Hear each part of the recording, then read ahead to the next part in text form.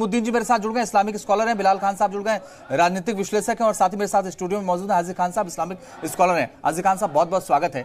जब आप ये कहते हैं कि 15 मिनट पुलिस हटा लो, देख लेंगे क्या होगा, आप 15 करोड़ और 20 करोड़ मुसलमानों की बात करते हैं, तो फिर इसलिए हिंदू राष्ट्र की मांग करते हैं ये लोग। देखिए, हमने तो ना कभी ऐसी बात कही और ना कही जानी चाहिए। जो इसके विरुद्ध है ऐसी बात कहने वाला कोई भी हो, किसी भी मजहब का, किसी के मन। साधु जी, महंत जी जो कह रहे हैं कि हिंदू राष्ट्र घोषित करना, ये गांधी जी की आत्मा पर घात है, ये भारतीय संविधान पर घात है, ये भारतीय संविधान को बदनाम करने की बात है। यूएनओ में भी जो हुआ, हमारे देश के प्रधानमंत्री गए और यहाँ घटना घट गई हिंदुस्तान में, आसाम में, उसकी जो तस्वीरें गई, हमारा देश बदनाम होता है ऐसी बातों से।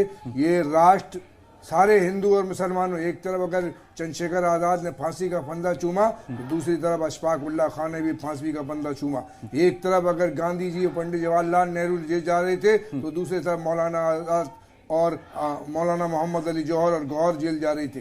ये देश राष्ट्र सबका है। जब इस मुल्क की बंटवारा हुआ, ये फिर देश को बंटवारा बांटने की मन की बात कर रहे हैं। देश में जब दिल बढ़ते हैं तो मुल्क बढ़ते हैं, जैसे कि जिन्ना और नेहरू जी के बीच में लड़ाई हुई।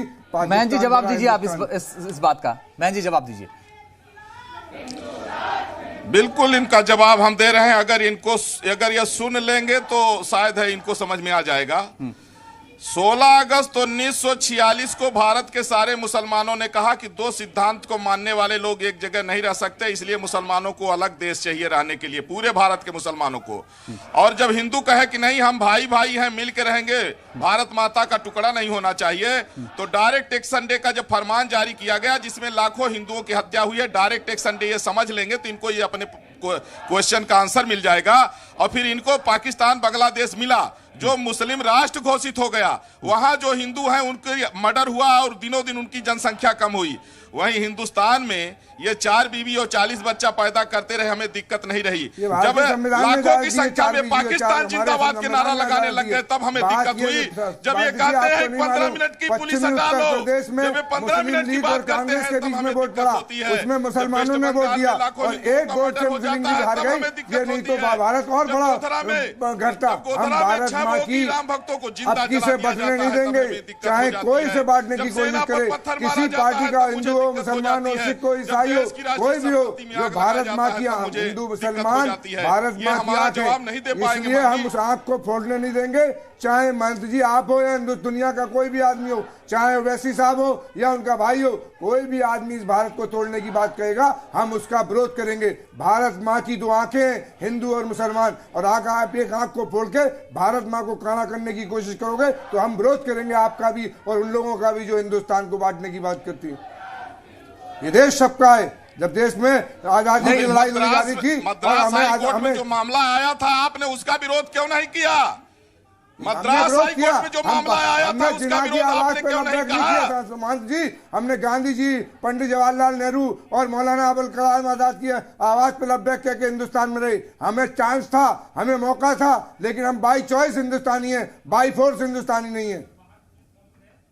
हम हिंदुस्तान से मोहब्बत करते हैं, इसीलिए कहा हमने कि सारे जब आप लोग कहते हैं कि जो हमारा, जब आप लोग कहते हैं कि जो अल्लाह को नहीं मानता काफिर है, जब आप लोग कहते हैं कि हमारे यहाँ बुत परस्ती हराम है, हम हिंदुस्तान, जब आप कहते हैं कि जो अल्लाह को नहीं मानता काफिर है उसका मर्डर होना चाहिए, ये आप ऐसे इमामों का, ऐसे मौके पे आए चाहिए।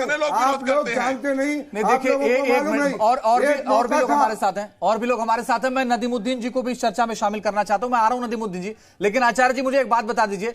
बाहर 144 लग गई है, बाहर भारी फोर्स है, और आपने 11 बजे का ऐलान कर दिया है। अभी तक तो ना केंद्रीय प्रतिनिधिमंडल से कोई बात हुई, ना आपकी किसी से बात हुई। आप करेंगे क्या आगे, जल्दी से बताइए। अब हमने एक बीच का रास्ता निकाला है, अब देखता हूं अगर उसमें सफल हो जाता हूं। वैसे मेरा प्रयास है कि अगर हमारी बात की उपेक्षा की जाएगी तो 12 बजे मैं दुनिया को अलविदा कहूंगा। ये दुनिया में मजहब के खिलाफ है, हिंदू मजहब के खिलाफ है आत्महत्या, भारतीय संविधान के खिलाफ है आत्महत्या। ये आप गलत बात कर रहे हैं, देश को एक गलत संदेश दे रहे हैं। आपको ये कहना चाहिए कि देश के हर नागरिक को भारत से प्यार करना चाहिए, चाहे वो हिंदू हो, मुसलमान हो, सिख हो, ईसाई हो, कोई भी हो, किसी मजहब का हो। इस देश से प्रेम करना चाहिए। आप समाधि देखे, आप लोगों में एक नई चीज पैदा करना चाहते हैं कि देश में आधा मौत अपनी जान देना। भारत माता का 13वां टुकड़ा हुआ है, आपको पता होना चाहिए। मुसलमानों के कारण भारत माता का 13वां टुकड़ा हो चुका है। Pakistan, Bangladesh, Iraq, Iran, Indonesia, Syria, ये सब भारत के अंग थे। वो मुस्लिम देश बन गए, उसके लिए आपको परेशानी नहीं हुई। और जब एक देश हिंदू राष्ट्र बनने जा रहा है तो आपको परेशानी हो रही है, क्या बात है?